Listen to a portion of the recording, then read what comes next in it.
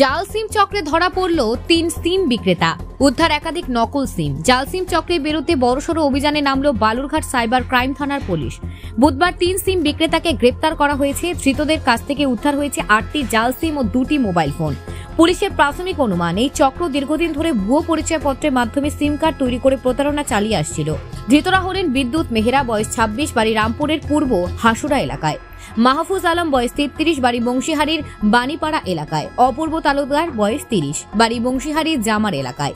এই নিয়ে বুধবার বিকেলে বালুরঘাট থানায় সাংবাদিক বৈঠক করেন ডিএসপি হেডকোয়ার্টার বিক্রম প্রসাদ। তার সঙ্গে ছিলেন বালুরঘাট সাইবার ক্রাইম থানার আইসি সৌরভ ঘোষ। পুলিশ জানিয়েছে, ধৃতদের জিজ্ঞাসাবাদ করে পুরো চক্র সম্পর্কে আরো তথ্য সংগ্রহের চেষ্টা চলছে।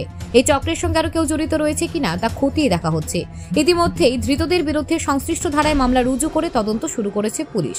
এ বিষয়ে ডিএসপি হেডকোয়ার্টার বিক্রম প্রসাদ জানান, বিষয় হচ্ছে, আপনারা এখন সবাই জানেন যে আমাদের যেভাবে সাইবার ক্রাইম বা ফিনান্সিয়াল ফ্রড হচ্ছে, সেই রকম এই ম্যাক্সিমাম কেসগুলোতে আমরা দেখছি তার একটা স্ট্রং কম্পোনেন্ট হচ্ছে ফেক সিম।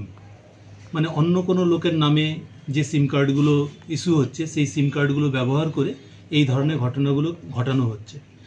তো আমাদের সাইবার ক্রাইম বা ফিনান্সিয়াল ফ্রড এগুলোর যে কমব্যাট প্রসিডিওর, তার মধ্যে ফার্স্ট স্টেপ হচ্ছে এই ফোর্সড যে সিম কার্ডগুলো আছে সেই সিম কার্ডগুলোকে ব্লক করা। নেক্সট লেয়ার হচ্ছে এই সিম কার্ডগুলো কোথায় থেকে ইস্যু হচ্ছে, কিভাবে ইস্যু হচ্ছে, তার এগেনস্টে ফাইট মেকানিজম বা কমব্যাট মেকানিজম তৈরি করা।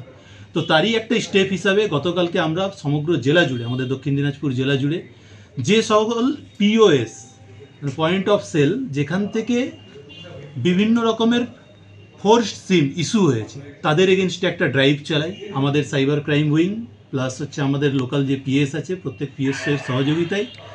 এবং সেই ড্রাইভে আমরা দেখতে পাই প্রত্যেক থানা এলাকায় এমন বেশ কিছু পিওএস আছে যেখান থেকে এমন কতগুলো সিম ইস্যু হয়েছে, যে সিমগুলো বিভিন্ন ন্যাশনাল লেভেলের সাইবার ক্রাইম বা ফিনান্সিয়াল ফ্রড তার সাথে যুক্ত।